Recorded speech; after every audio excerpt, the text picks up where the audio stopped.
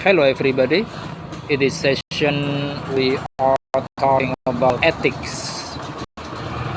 Ethics is a simple system of moral principles as it depicts how people make their own right and wrong decisions. In complex terms, it is a branch of philosophy that utilizes a system of principles to define what is good for individuals and their society. Ethics talks about which decisions are right for society and individuals, described as moral philosophy. The word ethics comes from the Greek word ethos, that means habit, customs, character, or disposition. And then we move to the characteristics of ethics. The first characteristics, truthfulness. Ethics are said to be related to the true thoughts and actions of an individual or organization. Maintaining authentic practices is of utmost importance for any organization. On the contrary, fraudulent acts done in the present may bring huge losses to an organization in the future. And then the second, accountability. The ethical values of an organization prompt employees to become accountable for their actions. This inform helps the organizations to carry out its practices ethically. And then the third, objectivity. Ethics should be clear and objective in nature. For example, ethically, an individual's action should always be seen as right or wrong regardless of situations or consequences. If an organization has objective ethics in place, it would help employees to easily adopt the organization's ethical values without any hindrance. And then fourth, accuracy. It implies that organizational information should be correct on ethical grounds and without any mistake. In addition, there should be transparency in every part of the information.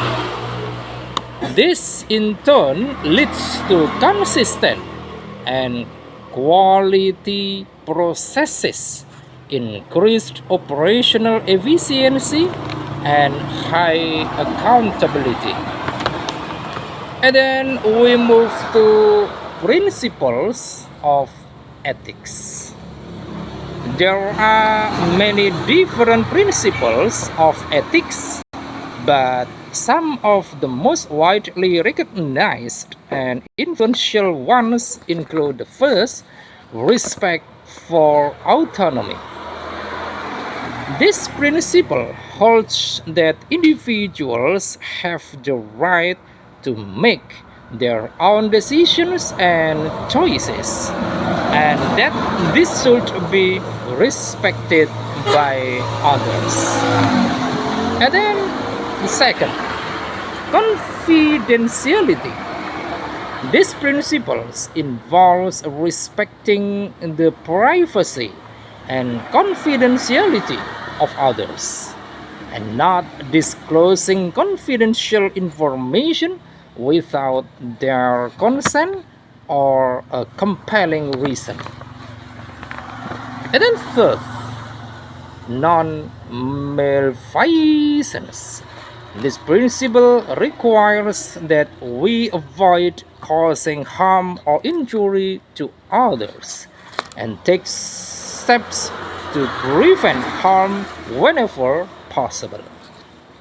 And then fourth, veracity. This principle requires honesty and truthfulness in interactions and communications and avoiding deception or misleading others.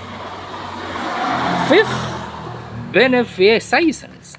These principles involves promoting the well-being and best interests of others and taking actions that benefit them.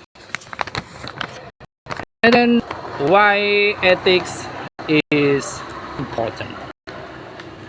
The first reason is ethics generalizes the right course of action. Ethics thinks about moral issues by providing a moral map to decide good and bad or right and wrong. Some moral issues are a big deal, for instance, say racism, abortion, or even euthanasia. These are some out of the box issues that consist of a situation where we let our brain think while letting our hearts arch. And then the second, ethics offers different choices and perceptions to decide right and wrong. When ethics is concerned, one might consider the use of ethics to get the correct answer to every problem.